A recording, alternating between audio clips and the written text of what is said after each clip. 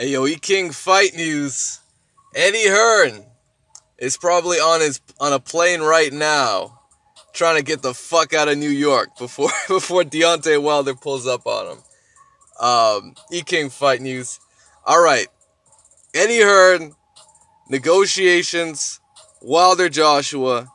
Let's get it. More on this. E-King fight news. Okay, so before Eddie Hearn could leave the building in Barclays last night for Danny Jacobs versus Solinsky, as they called him on HBO. Eddie had the following list of things to say when it came down to this $50 million offer. Said, hey, they refused to meet us.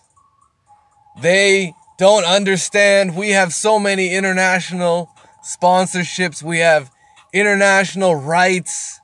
And he keeps repeating this point over and over again, for one. Okay, you have to understand, he keeps repeating this point. Oh, we can't just take these offers without knowing the terms because we have all these international sponsorships. International TV rights deals. Okay. We don't know what network is going to be on. What network is it going to... Get the fuck out of here, Eddie. Like, okay, you guys ignore all this bullshit for this one little smokescreen that says they did not want to meet. You guys ignore all the bullshit Eddie Hearn's talking for the smokescreen. We don't want to meet. Okay, let's take that meeting thing. We're gonna address that. We will address that. But I gotta break this down, guys, because Eddie Hearn made a fight against Vladimir Klitschko and Anthony Joshua. According to Wilder's manager, who was involved in making that fight come to fruition, I'm talking about Klitschko, Joshua. He said the process was pretty much the fucking same. Eddie Hearn sent them an offer. They went back and forth, figured out the money first, and then they figured out everything else. That's what Shelly said point blank. Not only that, but in that fight, what happened?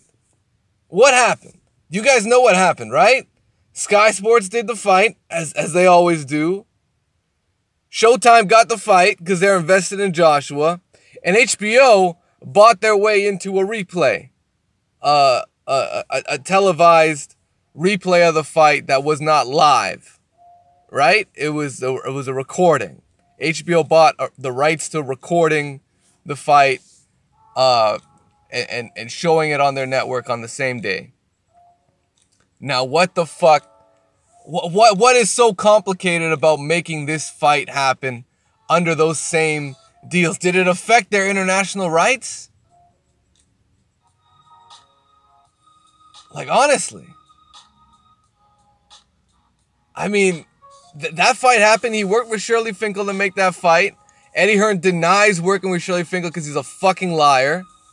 And okay, not only that, let's go to Exhibit A, guys. Let's go to Exhibit A. E-King fight news more on this. Oh yeah, that's right. Okay, let's see what this has to say, guys. Let's see. Including twice on a Sunday. I had a meeting with him yesterday, and he said to me, I have no problem with the fight. He's talking about Anthony Joshua. So Anthony Joshua has no problem with the fight. Have they made an offer? Well, apparently they have. But this was a few months ago. I said, well, no, of course not. We're going to be the ones making the offer, aren't we? He says, well, have we had a discussion about it? I said, no, not yet. He says, then what's he talking about? I said, look, he's using your name to hype himself up. He finds it hard to take Deontay Wilder seriously. His 16th fight, he fought Charles Martin for the World Heavyweight title. His 19th fight, he unified the division against Vladimir Klitschko. In Deontay Wilder's 19th fight, he was fighting an 8-rounder on an undercard in Cancun. When he won the world title and had a defence, Shelly Finkel said, Deontay Wilder is just a baby. He's still learning. We're going to have some voluntary defences, but it's too early for a unification fight. What I want to address and try and put to bed once and for all is... Okay, I think at this stage, I bring this up to say, at this stage, something happened. There was some disdain between Shelly Finkel and Eddie Hearn. All right? And so more on this, guys. Right. There was a moment, I believe, in the aftermath of Wilder knocking out Ortiz. Shelly Finkel flat out exposed Eddie Hearn for not reaching back to him back in November because of a string of emails that just was left. It was basically just left ignored. You know, Eddie Hearn ignored Shelly Finkel as Eddie agreed to provide some profit loss statements just to show some numbers and see where we can do this fight. Eddie Hearn didn't send any numbers because he's Eddie fucking Hearn, right? Right? He's Eddie fucking Hearn, so he didn't send any numbers. And not only that, but you know, he was kind of sort of made to look like he was a scam artist on the part of Shelly Finkel, because Shelly's waiting there for Eddie's response like any other normal human being would, because he said he would send you some statements and he didn't show up with it. So I mean, Eddie responds and says, "Hey, I'm a busy guy, you know, what the fuck," right? You know, I may have ignored them, but they didn't really push me to send him these statements, right? This all happened before this, and it should be understood that it's Eddie Hearn initially dodging, you know, trying to make the fight, trying to work with Shelly Finkel. After this point, he's not Shelly Finkel anymore. He's Shirley Winkle, because Eddie Hearn called this a total bitch move. He shouldn't have done this.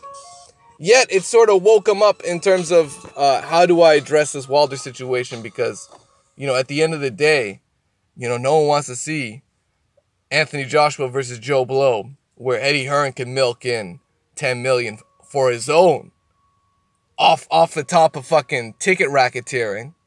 Off the top of that shit, Eddie Hearn's, you know, he's on some other shit. So finally, Wilder gets a KO over Luis Ortiz. Eddie Hearn was stalling, saying, "Hey, we gotta wait and see what Joshua does with Joseph Parker." Parker fights Joshua, competitive fight. Yeah, Joshua edges out the cards. Of course, the scorecards didn't reflect a close fight, but it is what it is. Joshua won. Did they rush into making a Wilder fight? Absolutely not.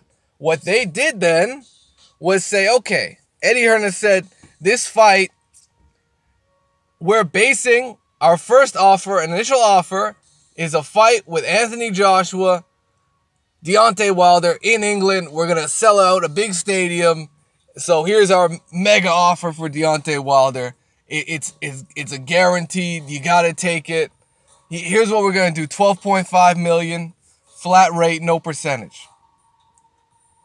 That's Eddie Hearn's initial offer. Okay. That's his initial offer. We all know this. And what's the response? What's the response? Are you fucking serious? Are you fucking serious?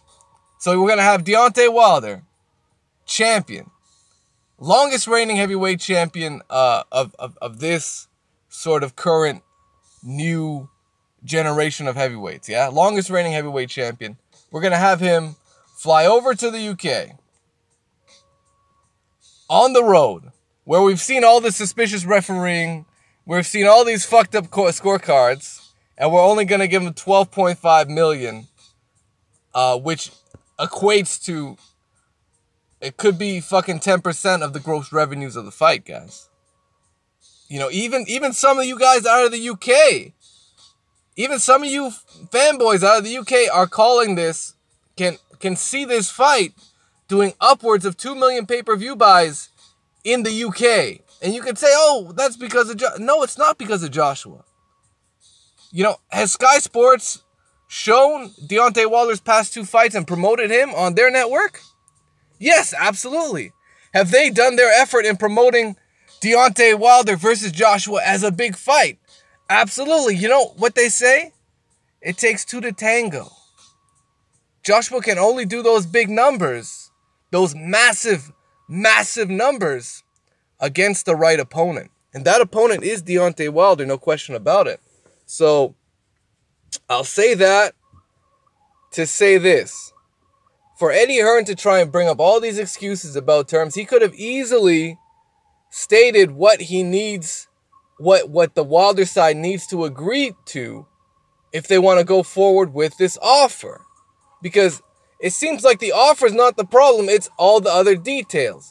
So what does Eddie Hearn need on his part? Because, you know, how is Wilder's team going to know all this fucking shit that could affect Eddie Hearn sponsorships? He should just come out flat out and say, this is what we need in order to make this fight.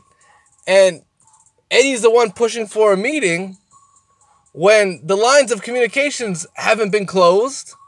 They're still wide open. He could have sent those profit loss statements last year, guys. I mean, I'm just looking at this whole thing from a bigger picture, not one stalled out meeting that didn't happen for whatever reason. I'm looking at a bigger picture, guys. And the bigger picture is this guy, Eddie Hearn, doesn't want the fight. Point blank, period. He doesn't want the fight. He doesn't want it. E-King Fight News. Smash the like button, subscribe to the channel, you know what it is.